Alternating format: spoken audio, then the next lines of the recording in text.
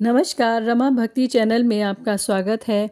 आज मैं आपको बृहस्पतिवार की व्रत कथा सुनाने जा रही हूँ। लेकिन व्रत की कथा सुनाने से पहले मैं आपको बृहस्पतिवार व्रत की विधि भी बताऊंगी, जो हमें कथा सुनने से पहले पूजा करनी चाहिए। इस दिन भगवान विष्णु जी की पूजा होती है और दिन में एक ही समय भोजन करना चाहिए। भोजन भी हमें चने की दाल का करना चाहिए और इस व्रत में भोजन में नमक का प्रयोग नहीं करना चाहिए। इस दिन हमें व्रत करने वाले को पीले वस्त्र धारण करने चाहिए और पीले ही फलों का प्रयोग करना चाहिए। पीले फल, पीले रंग का फूल और चने की दाल और पीले कपड़े तथा पीले चंदन से पूजन करना चाहिए। पूजन के पश्चात ही कथा सुननी चाहिए और इस व्रत को करने से बृहस्पति देवता अति प्रसन्न होते हैं तथा धन, अन्न व रूपवान पत्नी और या पति का लाभ होता है। स्त्रियों के लिए यह व्रत अति आवश्यक है और इस व्रत में केले का पूजन किया जाता है। तो आइए सुनते हैं बृहस्पतिवार की व्रत कथा। एक नगर में एक बहुत बड़ा व्यापारी रहा करता था। वह जहाज में माल लदवाकर दूसरे देशों को भेजा करता था और खुद भी जहाज़ों के साथ दूर दूर के देशों में जाया करता था। इस तरह वह खूब धन कमाकर लाता था। उसकी गृहस्थी खूब मज़े से चल रही थी।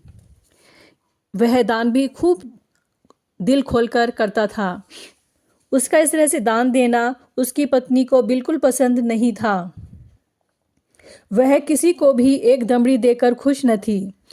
एक बार जब वह सौदागर माल से जहाज को भरकर किसी दूसरे देश को गया हुआ था तो पीछे से बृहस्पति देवता साधु का रूप धारण कर उसकी कंजूस पत्नी के पास पहुँचे।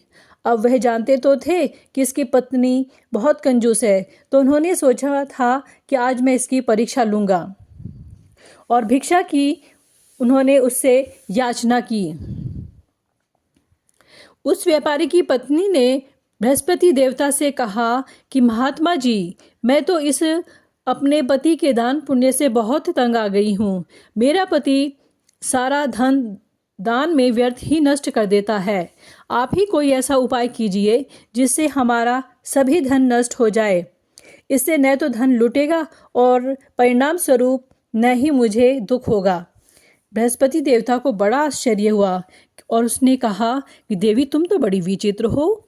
धन और संतान तो सभी चाहते हैं, पुत्र और लक्ष्मी तो पापी के घर में भी होनी चाहिए। यदि तुम्हारे पास बहुत धन है तो तुम दिल खोलकर पुण्य कार्य करो। भूखे को खाना खिलाओ और प्यासों को पानी पिलाओ। यात्रियों के लिए धर्मशालाएं बनवाओ। कितने ही निर्धन लोग हैं जिनकी कुंवारी कन्याएं हैं और उनकी शादी नहीं हो पाती है और अविवाहित बैठी हुई हैं, उनका विवाह संपन्न कराओ। और भी अनेक पुण्य कार्य हैं जिनको करके तुम्हारा लोक परलोक सार्थक हो सकता है। लेकिन व्यापारी की पत्नी बड़ी जिद्दी थी। उसने कहा, महात्मा जी, मैं इस विषय में कोई बात नहीं सुनना चाहती। मुझे ऐसे धन की कोई आवश्यकता नहीं है जो मैं दूसरे को बांटती फिरूं। बृहस्पति देवता बोले, यदि तुम्हारी ऐसी ही इच्छा है तो ऐसा ही होगा। मैं जैसा कह रहा हूँ वैसा करना। तुम 7 बृहस्पतिवार गोबर से घर लीपकर पीली मिट्टी से अपने केशों को धोना और भोजन में मांस मदिरा ग्रहण करना, कपड़े धोना, बस तुम्हारा धन सारा नष्ट हो जाएगा। इतना कहकर बृहस्पति देवता अंतर्ध्यान हो गए। उस औरत ने बृहस्पति देवता के कहे अनुसार 7 बृहस्पतिवार वैसा ही करने का निश्चय किया। केवल 6 बृहस्पतिवार ही बीते थे और उस स्त्री का संपूर्ण धन नष्ट हो गया और वह स्वयं भी परलोक सिधार गई। उधर माल से भरा उसके पति का जहाज समुद्र में डूब गया और उसने बड़ी मुश्किल से लकड़ी के तख्तों पर बैठकर अपनी जान बचाई। वह रोता धोता अपने नगर वापस पहुंचा। वहां उसने देखा कि उसका सब कुछ नष्ट हो गया है। उस व्यापारी ने अपनी पुत्री से सब समाचार पूछा। लड़की ने पिता को उस साधु बृहस्पतिवार के दिन जो आया था उसकी पूरी कहानी सुना दी। उसने पुत्री को जो रो रही थी उसको शांत किया।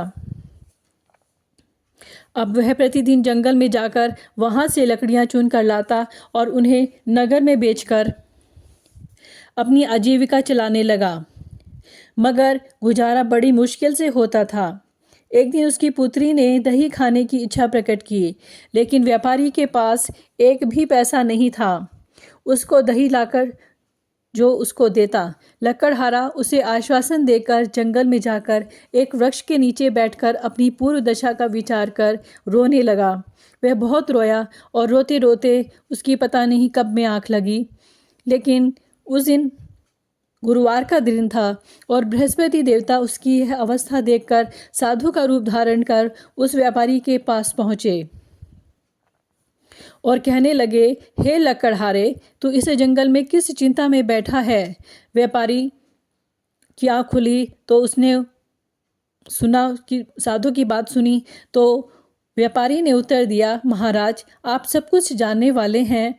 इतना कहकर उसने भीगे गले से अपनी रोती हुई आंखों से बृहस्पति देवता को अपनी सारी आप बीती बता दी। बृहस्पति देवता ने कहा, भाई, तुम्हारी पत्नी ने गुरुवार के दिन भगवान का अपमान किया था, इसी कारण तुम्हारा यह हाल हुआ है। अब तुम किसी प्रकार की चिंता न करो, भगवान तुम्हें पहले से भी अधिक धनवान करेंगे। तुम मेरे कहे अनुसार बृहस्पति के दिन बृहस्पतिवार का व्रत और कथा कहो और 2 पैसे के चने और मुनक्का पंगवा कर जल के लोटे में थोड़ी सी शक्कर डालकर वह अमृत और प्रसाद परिवार के सब सदस्यों तथा कथा सुनने वाले में बांट दो और खुद भी अमृतपान किया करो तथा प्रसाद खाया करो, तो भगवान तुम्हारी सब मनोकामनाएं पूर्ण कर देंगे। साधु को प्रसन्न देखकर उस व्यापारी ने कहा, महाराज, मुझे लकड़ियों में इतना लाभ नहीं मिलता कि 2 पैसे की दही लाकर भी अपनी इकलौती बेटी को खिला सकूं। उसको हर रोज झूठा आश्वासन देकर टालता आया हूँ। बृहस्पति देवता ने कहा कि भक्तराज, तुम चिंता मत करो। आगामी गुरुवार के दिन तुम शहर में लकड़ियाँ बेचने के लिए जाना। तुमको उस दिन लकड़ियों के 4 पैसे अधिक मिलेंगे, जिसमें से तुम 2 पैसे का दही लाकर अपनी पुत्री को खिलाना और 2 पैसे का मुनक्का और चने लाकर गुरुवार देवता की कथा करना।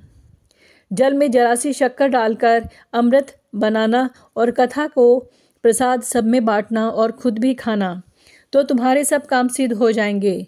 इतना कहकर बृहस्पति देवता वहाँ से चले गए और दूर जाकर अंतर्ध्यान हो गए। गुरुवार के दिन उस व्यापारी ने जंगल में से लकड़ियां इकट्ठी की और शहर में उनको बेचने के लिए चला गया। उसको उस दिन 4 पैसे अधिक मिले, जिनमें से 2 पैसे की दही लाकर उसने अपनी लड़की को दे दी और 2 पैसे के चने और मुनक्का लेकर अमृत बनाकर प्रसाद बांटा और प्रेम से खाया। उसी दिन से उसकी सब कठिनाइयां दूर होने लगीं, परंतु अगले गुरुवार को वह बृहस्पति देवता की कथा करना भूल गया। शुक्रवार को उस नगर के राजा ने आज्ञा दी कि कल मैंने एक बहुत बड़े यज्ञ का आयोजन करवाया है, अतएव कोई भी व्यक्ति अपने घर में अग्नि न जलाए और समस्त जनता मेरे यहाँ आकर भोजन करे। जो इस आदेश की अवहेलना करेगा उसे सूली पर लटकाया जाएगा। राजा की आज्ञा के अनुसार अगले दिन सब लोग राजा के महल में भोजन करने आए, लेकिन वह व्यापारी और उसकी लड़की दोनों तनिक विलंब से पहुँचे। अतएव राजा ने उन दोनों को अपने महल के अंदर ले जाकर भोजन करवाया। जब वे पिता पुत्री भोजन करके वापस आए तो महारानी की दृष्टि उस खूंटी पर पड़ी जिस पर उसका 9 लखा हार टंगा हुआ था। उस खूंटी पर अब हार नहीं था। महारानी को विश्वास हो गया कि उसका हार लकड़हारा और उसकी लड़की ही ले गए हैं। फौरन सिपाहियों को बुलाकर दोनों बाप बेटी को कैद करवाकर जेल में डलवा दिया गया। और कैद खाने में पड़कर बाप बेटी दोनों अत्यंत दुखी हुए और रोने लगे। और वहाँ उन्होंने बृहस्पति देव का ध्यान किया और वहाँ उन्होंने बृहस्पति देवता का ध्यान करते ही जब वहाँ पर बृहस्पति भगवान वहाँ पर पहुँचे और व्यापारी से कहने लगे कि भक्तराज, तुम पिछले सप्ताह बृहस्पति देवता की कथा करना भूल गए थे, इसलिए तुम्हारा यह हाल हो गया है। परंतु तुम किसी प्रकार की चिंता मत करो। बृहस्पतिवार के दिन कैद खाने के दरवाजे पर तुम्हें 2 पैसे दिखाई पड़ेंगे और तुम वह पैसे उठाकर चने और मुनक्का मंगवा लेना और फिर विधि पूर्वक बृहस्पति देवता का पूजन तथा कथा करना। तुम्हारे सब दुख दूर हो जाएंगे।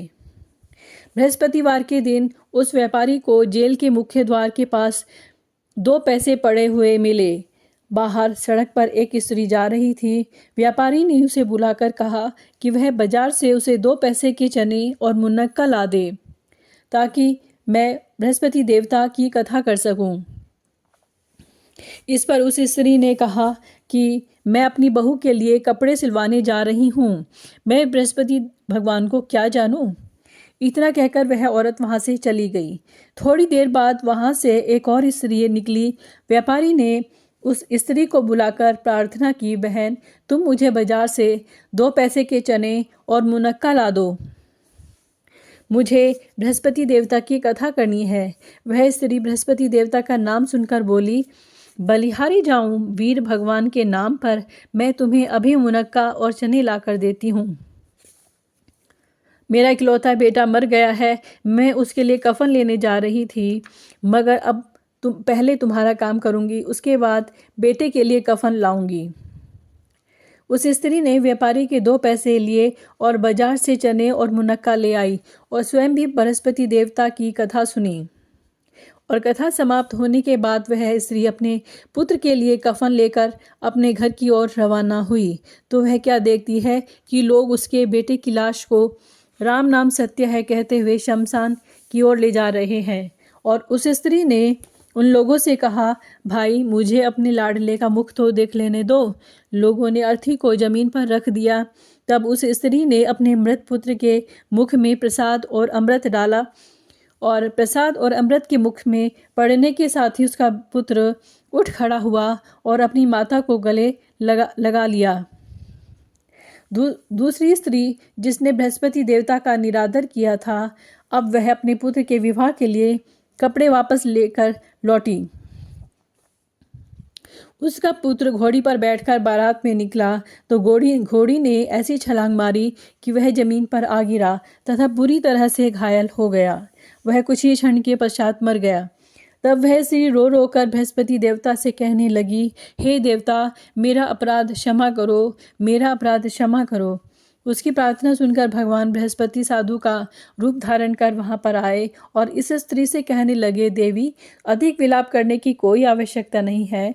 तुमने गुरुवार देवता का निरादर किया था, जिसके परिणाम स्वरूप तुम्हें ऐसी दशा मिली है। तुम जेल खाने में जाकर भक्त से क्षमा याचना करो, उससे सब कुछ ठीक हो जाएगा। वह स्त्री फिर जेल खाने पहुंची और मुख्य द्वार के पास जाकर उस व्यापारी से हाथ जोड़कर कहने लगी, भक्तराज, मैंने तुम्हारा कहा नहीं माना, मुनक्का और चने लाकर तुम्हें नहीं दिए। इससे गुरुवार देवता मुझसे रुष्ट हो गए, जिसके कारण मेरा इकलौता बेटा घोड़ी से गिरकर मर गया है। व्यापारी ने कहा, माता, तू चिंता मत कर, गुरुवार देवता सब कल्याण कर देंगे। तुम अगले गुरुवार को आकर बृहस्पति देवता की कथा सुनना और तब तक तुम अपने पुत्र के शव को फूल, इत्र, घी आदि सुगंधित पदार्थों में रख दो। उस स्त्री ने ऐसा ही किया। बृहस्पतिवार के दिन वह वहाँ जेल खाने पहुँची और वह 2 पैसे के मुनक्का और चने लेकर पवित्र जल का लोटा भरकर जेल के द्वार पर आई और श्रद्धा के साथ बृहस्पति देवता की कथा सुनी। जब कथा समाप्त हुई तो अमृत व प्रसाद लाकर अपने मृत पुत्र के मुख में डाला। अचानक उसकी सांसें आने लगी और वह उठकर खड़ा हो गया और पुत्र को लेकर वह महिला खुशी से अपने घर को रवाना हुई और बृहस्पति देवता के गुण गाने लगी।